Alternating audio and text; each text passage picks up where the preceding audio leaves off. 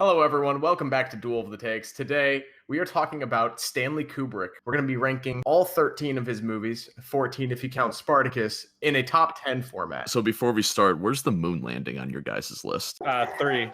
The moon landing is like my number 10. I have to put it at number 1 for its impact. I mean, after all, it ended the space race. All right, and we are joined by a special guest, a good friend of mine, Callum. Hello. Callum, what is your number 10? Welcome to the Callum Zone. My number 10 is Eyes Wide Shut. Whoa. Uh-oh. Is Josh going to veto right off the bat? Jory, do you want to go first or I'll go first? I think you should go first, Josh. You've only seen 3 of these or whatever. I guess I'm vetoing. Nate, what's your number 10? My number 10 is The Killing. Should I just put The Killing here? Yeah. All right, everybody shut up and let's do this vote. I'm casting my vote for The Killing. I'm also casting my vote Yeah, for I'll put The Killing here. Eyes Wide Shut's moving on. Number 10 is The Killing. Jory, what do you have at number 9 or your lowest movie left? My lowest movie, number 10 on my list, is Spartacus. I would rather see Paths of Glory get put on this list before Spartacus, if I'm being honest. Paths of Glory is farther up for me, so we're going to have to wait a little bit. I mean, I think Paths of Glory deserves more than number 9. Just based on multiple people arguing for it online, I put it at a lot higher. Alden, how many of these movies did you see? 3. Yeah, I'm going to say 3 just all the way through. So Jory's nominating Paths of Glory here at 9? I have to completely veto that.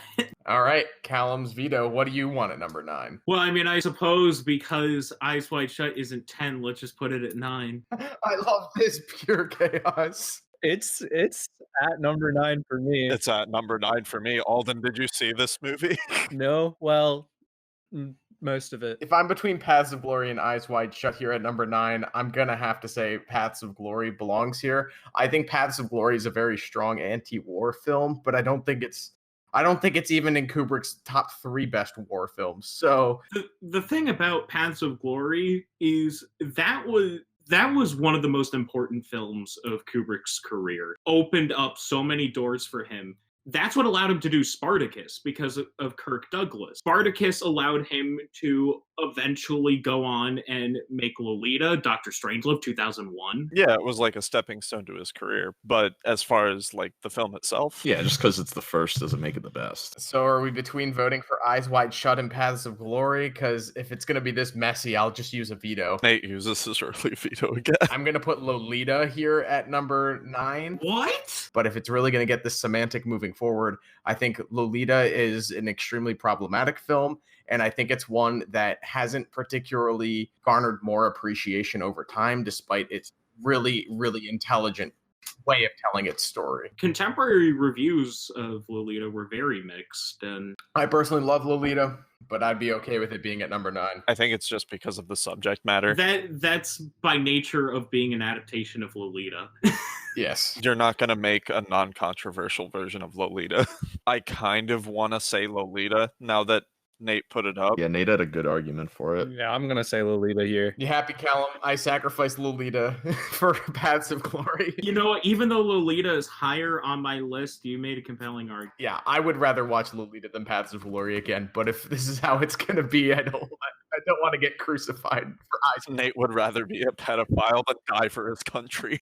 After that last bloodbath that was trying to place Paths of Glory at number 9, I feel confident in placing it here at number 8. The only reason I have Full Metal Jacket etched out above it is I feel its implications of its anti-war messaging are significantly more in your face. I just think that Paths of Glory is a little too straightforward and by the numbers. If I'm being honest, I'd rather watch All Quiet on the Western Front, a movie that's 30 years older than it and doesn't have Kubrick's masterful cinematography and vision. It seems like the argument is that Paths of Glory walks so Full Metal Jacket can run. I did not see Paths of Glory, but I've seen Full Metal Jacket. Paths of Glory is actually, interestingly enough, a war film that's really kind of not about war. Full Metal Jacket is an interesting case because that's a film that I could consider one of Kubrick's strongest if it weren't for the second half. Yeah, 100% agree. I think the pacing of Full Metal Jacket is pretty weak sauce. Right when they got to Nam, that's when the pacing really went. It's exactly that. No, that's it. That's like where the second half. I think Paths of Glory is one of the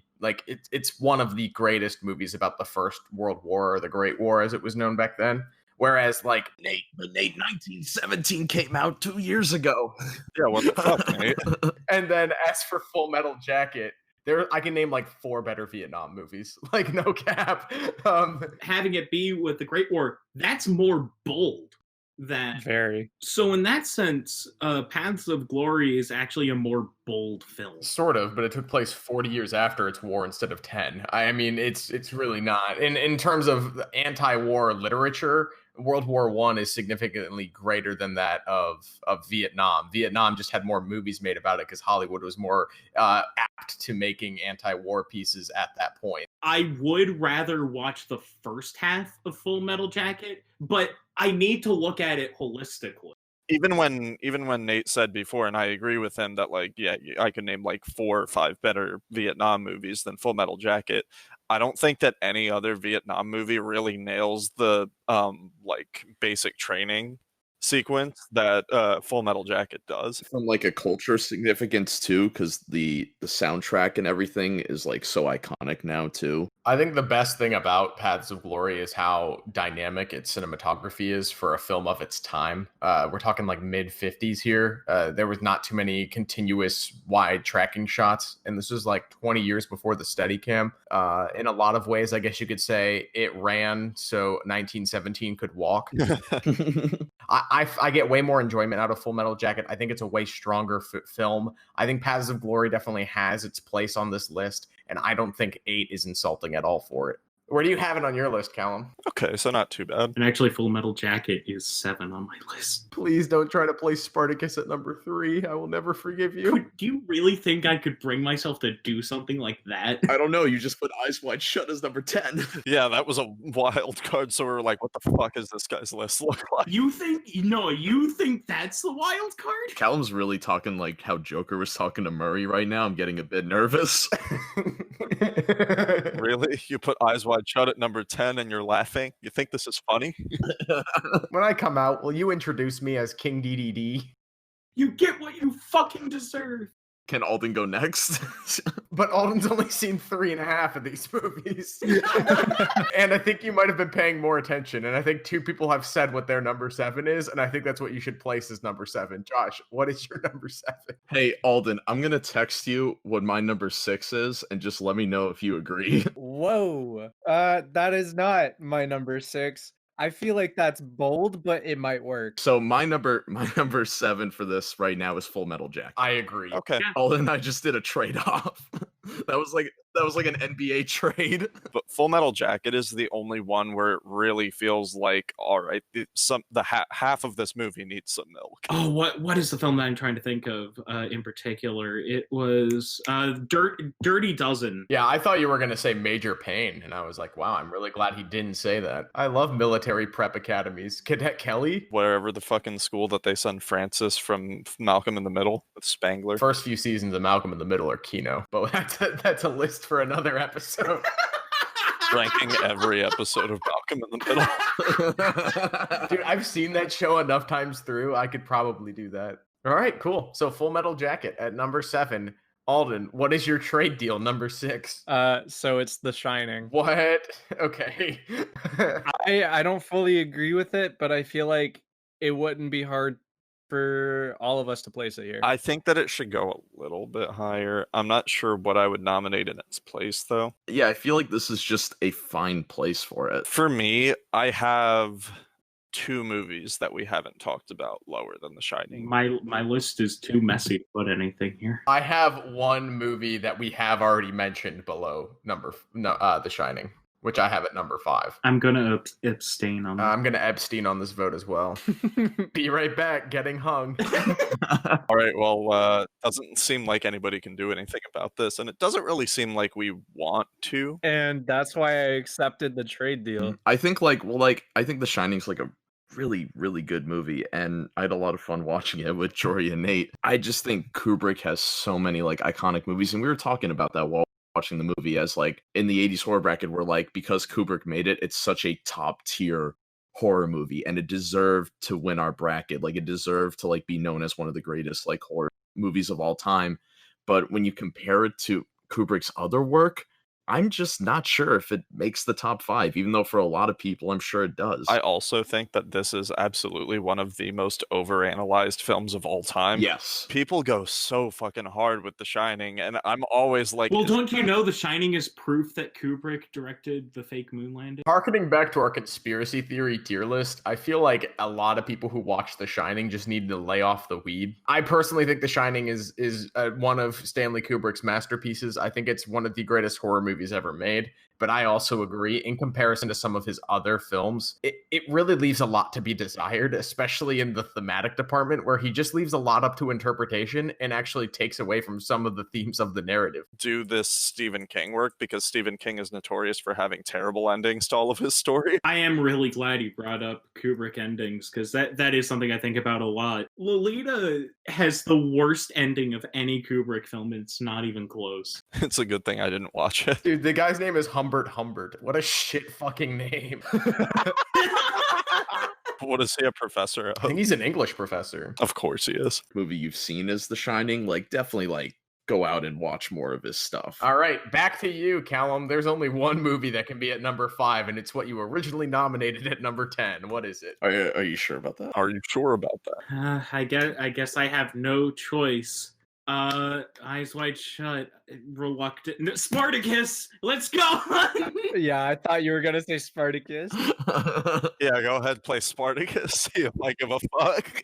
Eyes Wide Spartacus, let's go! Alden, cause a shitstorm and nominate Barry Lyndon. No! That is the Jackie Brown of this list. No, it's Callum's turn to place it. Callum, what are you placing? He said Eyes Wide Shut, right? No, he said Eyes Wide Spartacus. And Alden's gonna use his veto. I mean, not necessarily. You don't know what I'll put there. Okay, I'm going to text both Jory and Alden what I think should go here, and maybe they will agree. So I really like the idea of it, but I haven't seen it, so that's fine. It's fine. We'll back you up when you veto for it. I'm gonna I'm using my veto. So you're vetoing Eyes Wide Shut, and what are you nominating at number 5? Doctor Strangelove. No! That's even worse! That's the worst possible thing you could have done besides Barry Lyndon. Well, guess what? Guess what, Nate and Callum? We have 3 votes. Are you sure about that? Guys, Eyes Wide Shut is not that good. I'm sorry. You guys are tripping balls. I disagree. I loved Eyes Wide Shut. Eyes Wide Shut's a fucking masterpiece. Nate, you were right. They are tripping. You guys are way out of pocket. Doctor Strangelove is one of the greatest satires ever put to film. There's Blazing Saddles, then there's Doctor Strangelove. Yeah, it's a top 5 Kubrick movie. That's okay. I just like Eyes Wide Shut a lot more. Yeah.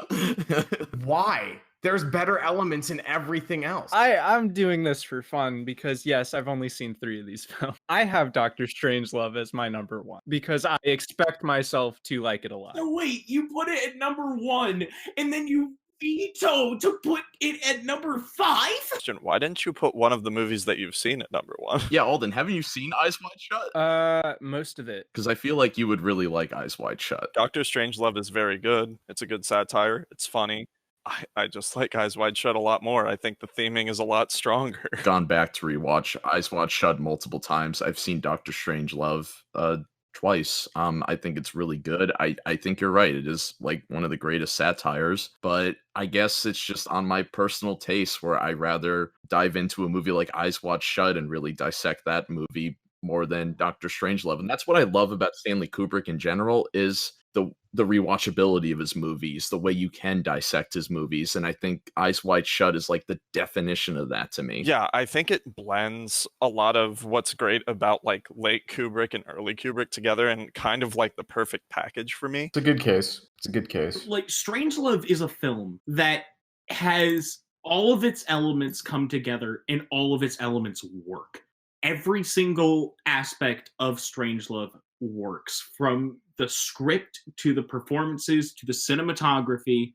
Everything works. Say that about every movie that goes up on this list, though. Like, all of these movies are functional. None of them are bad. And if you bring up like cinematography, like I feel like Eyes Wide Shut 2001, Clockwork Orange, that cinematography stands out a lot more. The cinematography of Eyes Wide Shut is much better than Doctor Strangelove. I think what this comes down to is like like, what do you get in Eyes Wide Shut that you can't get in any other Kubrick film? Because I agree, it does have, like, Jory, your argument and what you were saying is the most compelling argument I think you can make, is it blends elements of old Kubrick and late Kubrick together, and I 100% agree. I think Eyes Wide Shut is underrated in most scenarios, but I think to etch out, in my opinion, one of the best Kubrick masterpieces in Dr. Strangelove is just a little weird because Doctor Strangelove is the only comedy he has ever done, and I think it's what Callum is saying about it having a really strong bite and it having this cool, dry sense of humor is really, really great. But I also think it's like the themes and what it's implying. It's a satire because it has a message as well. Other projects have gone farther with that bite and updated it more for our era. I feel like it was really biting at the time and for a long time after that. But I think that the heavy focus on nuclear weapons, at least right now, isn't as biting as it was during the Cold War. Like, Strangelove is actually more a testament to Kubrick's talent as a director than Eyes Wide Shut is. Kubrick came in, made only one comedy, and it wound up being one of the greatest comedies ever made. That's remarkable. I mean, he kind of did that with every genre movie that he did. Yeah, he did that with The Shining. We were just talking about that. Moping around and like he finds the piano player and then he gets to the costume. Like the build up to get to the destination. Like I love the journey as much as the destination. Not even just the first act, but I think that the entire film is one of his most well paced. Because even after the entire thing with the mask and the orgies, like you still want to know, okay, what happens next? Like he gets the note or whatever, he tries to go back. I'm still like, yo. You want to vote? It is a fantastic movie. It is one of Kubrick's most underrated, but I don't know if I agree with this this Eyes Wide Shut agenda. I'm casting my vote for Eyes Wide Shut here at number 5. I also cast my vote for number 5, Eyes Wide Shut. All right, Eyes Wide Shut, number 5. We made the better argument, but it's fine. So number 4 is going to be Doctor Strangelove. After all that, Yeah, because like I feel like out of everything that's on, wait a second, are we at number 5 and number 4 already? so you're not gonna push the greatest satire of all time into the top 3? Nobody's gonna try that after. I'm willing to too, because it's in my top 3. Yeah, I like my top 3, and I haven't even seen one of them. Although you haven't even seen like half of these movies. Yeah, that's why my top 3 matters. Yeah, but Doctor Strangelove is in your top 3. You haven't seen it. I did just say that. I know. Sounds like Josh and Jory want to put Doctor Strangelove here. Is there anything else people want to nominate here at number 4? Clockwork Orange. Wait. What was the one that was the Jackie Brown of this? Barry Lyndon. Barry Lyndon. That's Barry Lyndon. Is that like a top 3? Like, should I even try? Barry Lyndon is technically very good, but it's also a 3-hour biopic that I don't think is paced especially well. It's on purpose paced to be slow, but I really don't feel like this movie needs to be 3 hours long. Barry Lyndon is kind of the opposite of Full Metal Jacket, where it's the second half that is really strong. See, I liked the first half more. Like, it's slower, definitely, but I'm more willing to, like, everything that he's doing is so varied, whereas the second half of Barry Lyndon almost feels like a sequel movie where he settles down. Yeah, I agree. Clockwork Orange does belong at number 4, Callum. I couldn't tell if you were being sarcastic or not. Oh, no, I mean, I was being serious, but I was not listening to your monologue about Barry Lyndon. That's where I have it. Yeah, I have Clockwork Orange at 4. I still have Barry Lyndon and Doctor Strangelove lower. I'd be fine with Barry Lyndon or Doctor Strangelove going here. I would like to have Doctor Strangelove above Barry Lyndon. I like Doctor Strangelove a lot more than I like Barry Lyndon. Barry Lyndon is a beautiful film. The acting is fantastic. The score is amazing. Like, technically, this movie is fantastic, but do I want to watch it? I'm probably not going to return to this movie for a while. I think it's nice though that Kubrick has a movie that isn't this rewatchable, layered, complex thing in his filmography. Personally, for me, Barry Lyndon is my favorite of these movies. It isn't the one I've seen the most, and it isn't the highest on my list. But I think everything about it is incredible. My favorite thing about it is the cinematography, the fact that it was all done with natural lighting. It is one of the most beautiful films. Yeah, the candlelit sequences are all really fantastic. This is the most beautiful film on this list. It's like period accurate costumes and wardrobe and set pieces. And the battle scenes. that they do all feel like Renaissance paintings. It's beautiful, but like I just don't really like it that much. The only reason why I really want to continue elevating Barry Lyndon is that I feel like if more people went back and watched it, they would appreciate it for the masterpiece that it is. Whereas it currently sits in Kubrick's filmography as like the one that's critically highly rated, but then audience wise like mixed. I think people would really enjoy this film. Oh gosh, the final duel scene is excruciating in the best way possible. Like, is Barry Lyndon really just gonna straight up murder his wife's son? My wife's boyfriend's kid. But I think A Clockwork Orange stylistically is much more like, even if you saw it and you thought the content was shocking, I think that you might be interested in other things that the people who made it made. Clockwork was my first Kubrick movie, I think. And yeah, I really loved it when I first saw it and still do. You know, I really enjoy it. I just think the other three are better. Let's just say what we all want is number. I would like to see Barry Lyndon or Dr. Strangelove in the spot. Yeah, I'm agree with Jory, even though I haven't seen Barry Lyndon. Okay, I have Clockwork Orange here. I haven't seen Barry Lyndon. The scenes that I watched in research for this, I wasn't a huge fan of. So long, Barry. It was nice knowing you. All right, so we're moving into the top three now. The three movies we have left are A Clockwork Orange, Doctor Strangelove, and 2001: A Space Odyssey. How are we going about this cluster cuss? Yeah, I feel like I've been hating on Doctor Strangelove this whole episode, and now I gotta do it again. In comparison to A Clockwork Orange, I guess, like, what do you appreciate in both of these films, and why do you think that A Clockwork Orange should move on? I think I just have a bias when it comes to, I've said it so many times in the show, when it comes to character development and I think Doctor Strangelove has a lot of entertaining characters, but none of them are as interesting as Alex. Just from a stylistic perspective, like I said before, I think A Clockwork Orange is far more musical in its editing and in its, like, obviously, because Alex is an audiophile. To me personally, I appreciate what Doctor Strangelove is, but I don't have a lot of like personal love for it. But A Clockwork Orange is just an amazing film. I really appreciate Doctor Strangelove. I think it's cool it did make it up this high, but two movies that I think are just better. And I think in terms of like their style and everything about them, like Clockwork Orange screams of the 1970s to me. Doctor Strangelove screams the 1960s. It might be one of his most accessible films in terms of the structure, but then least accessible in terms of the subject matter. Yeah, so between Clockwork Orange and Doctor Strangelove, what are the things you appreciate in Strangelove that you just simply don't get from A Clockwork Orange, Callum, in contrast? A lot of it actually comes down to structure. I find these three different locations, and you get to see what's happening at the same time within all of these locations. It's like a wider scope narrative versus like a character study. What are you talking about? Dr. Strangelove is the most developed Kubrick character of them all. He's literally every 16-year-old that watches Ben Shapiro once. That's his character arc.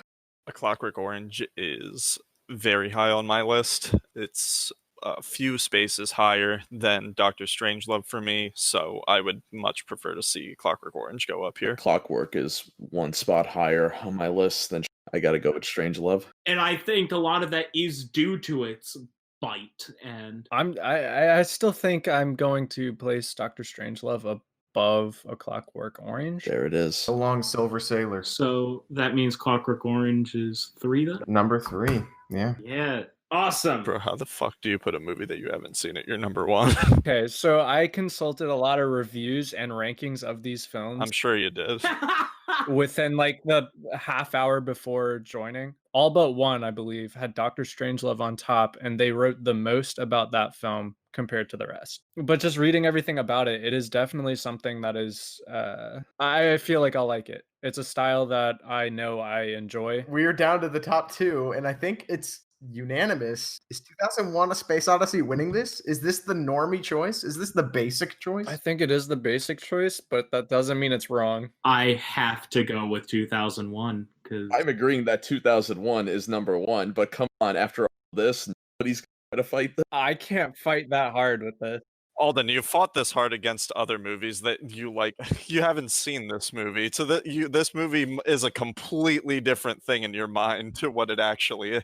When I did chime in, right, I had seen most of or the entire film when comparing it to Doctor Strangelove. I at least had a base to stand on with the others, whereas right now I really like 2001: A Space Odyssey. You know how everyone kind of has like films that they consider to be like perfect or whatever. Like, of course, no film is perfect, but Yeah, but Barry Lyndon is.